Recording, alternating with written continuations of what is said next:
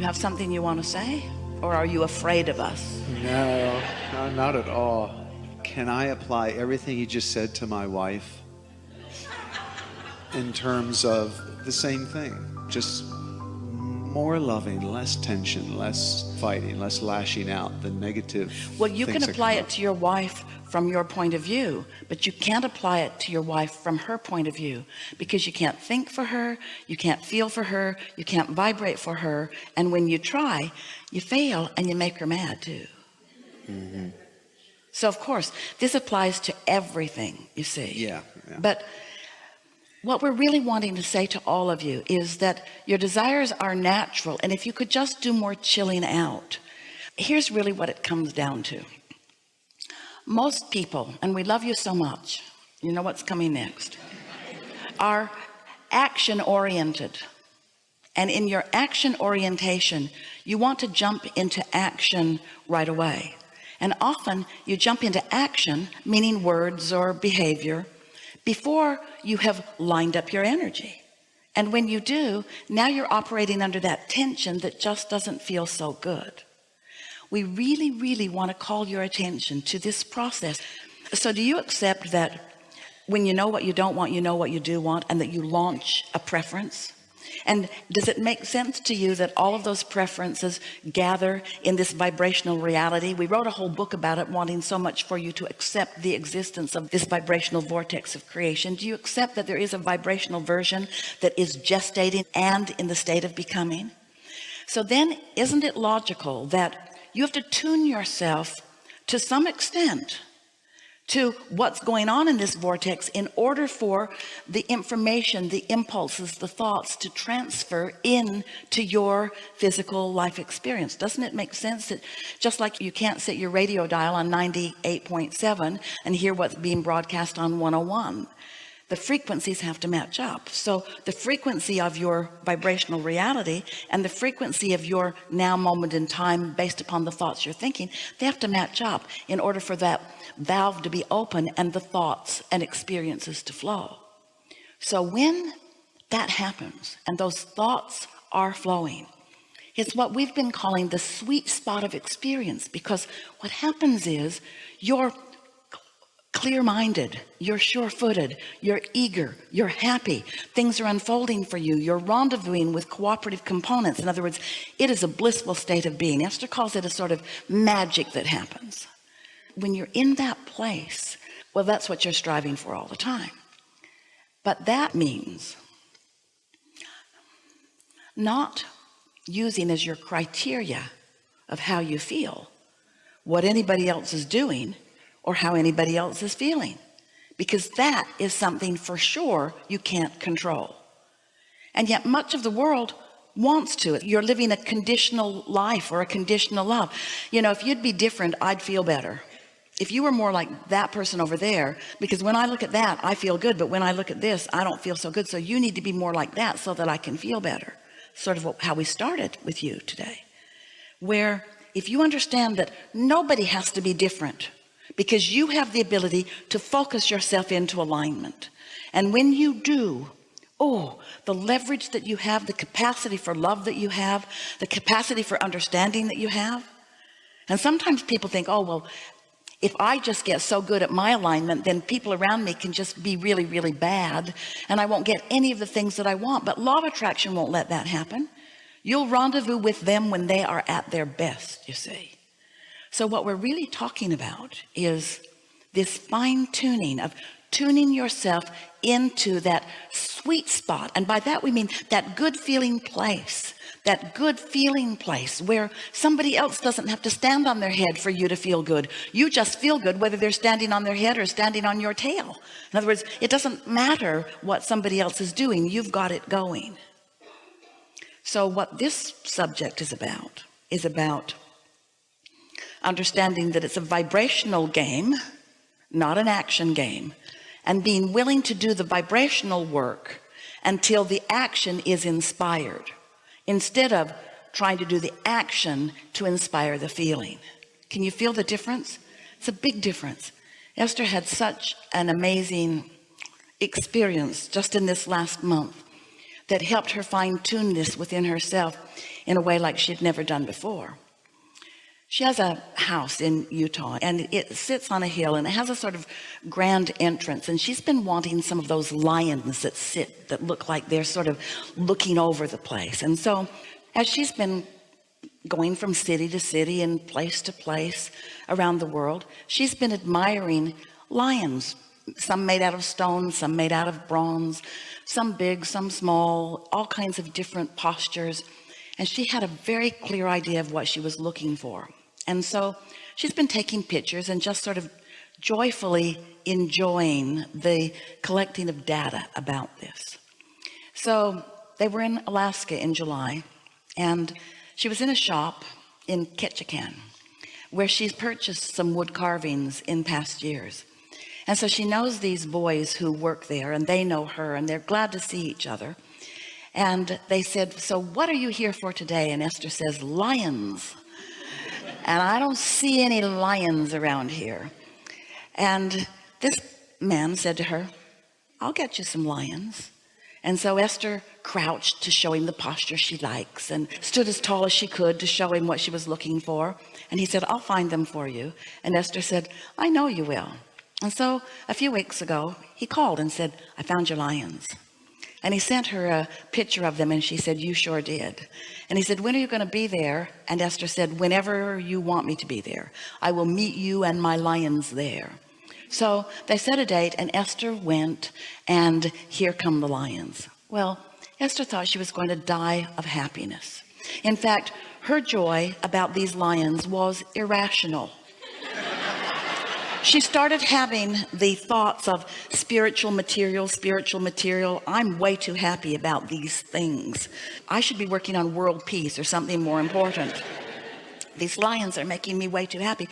She could hardly contain herself. She did not want to jump up and down and look foolish, but her body wanted to jump up and down. The lions are so magnificent. So there's the lions. Oh, so then over the next few days, she's questioning her own sanity. Abraham, I should not be this happy about these lions. What's going on? And we said, Esther, think about it. Think about the thoughts about them. Think about the rendezvous you've had. Think about the pictures you've been taking. Think about how much you've flowed from a positive place of expectation toward these lions. And now understand that when they manifest, they include all of that vibration. The vibration of the artist, the vibration of everyone who's ever thought anything about them. It goes back to long times, generations even before Esther was born. She's tapped into an energy stream about art, about beauty, but all of the things that she'd been thinking now are manifested here in these lions. Oh, life is sweet, she's thinking, irrationally so. So then they said, want a dolphin? They had a few truckloads of things. No, thank you. How about an eagle? No, really don't want an eagle. Just these lions, thank you very much. So 8 men unloaded these very, very heavy, very, very big lions and put them right where they belong. And off they went. And Esther said, where are you going next? And they said, well, we're on a 30-state tour. All these trucks, all these men, all these things on their truck. And then Esther said, where are you headed next? And they said, we're going to Texas. And Esther said, oh, I live in Texas. And they said, want a dolphin? Esther said, no, I would really like something more Texas-like maybe a deer or a horse. And they said, well, we'll call you when we get close. And so Esther's back in Texas, and they call, we've got your horse. So they come to the gate, trucks lined up, men opening the back of the trucks, and Esther looks in, and they have magnificent bronze horses. So they unload the first horse, and they needed far more people to get it off. It weighed so much. And once they got it on the ground, Esther thought, I'm surprised you all didn't die doing that. It was really a difficult task to get that horse out of the truck. And as they put it on the ground, Esther thought, I don't really like this horse that much. It's a little ostentatious. And then she thought, but how are they going to put it back on the truck? And then she said, well, I really wanted something that was more like a horse just grazing in the field. They said, we've got that too. So they opened another truck and they hauled off another horse and a small horse. So now there are 3 horses. And Esther's looking at the horses and she's thinking, I really don't like these horses very much. But they were thinking, we really want you to like these horses very much. And Esther was thinking, I really want you to be happy, and I really don't want you to hurt yourself putting the horses back on. And so she said, okay, I'll take these 3 horses. So they put the horses around on the property.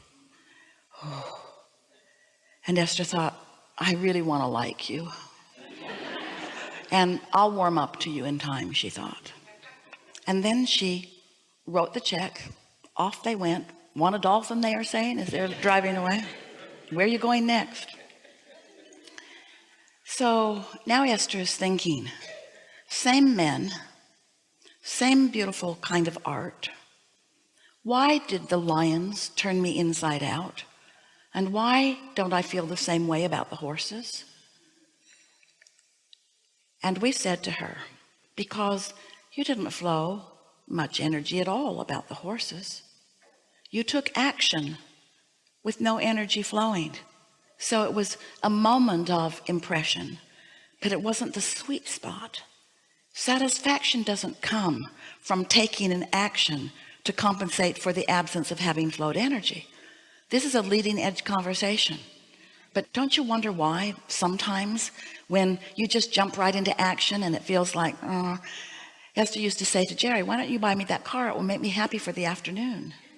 And that was about how happy she would be for about how long, because if you haven't given yourself the opportunity, if life hasn't created the process where you've launched the rocket, and if the rocket hasn't gathered momentum with law of attraction and your inner being gathering it, and if there hasn't been a gestation period, if there's not energy flowing to which you are becoming a vibrational match, you're not going to have that sweet spot. The creative process is about energy flowing, and manifestation is about you allowing the energy to have matured enough. It's not about somebody just unloading it and saying, there you go.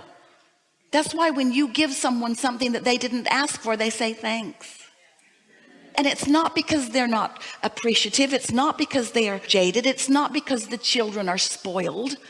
It's because they haven't been given by themselves, and maybe by you a little bit, the opportunity to flow the energy and let their energy mature into something that is a manifestation for them. Can you feel that? Doesn't it make you want to flow the energy? And doesn't it make you, we want it to make you want this.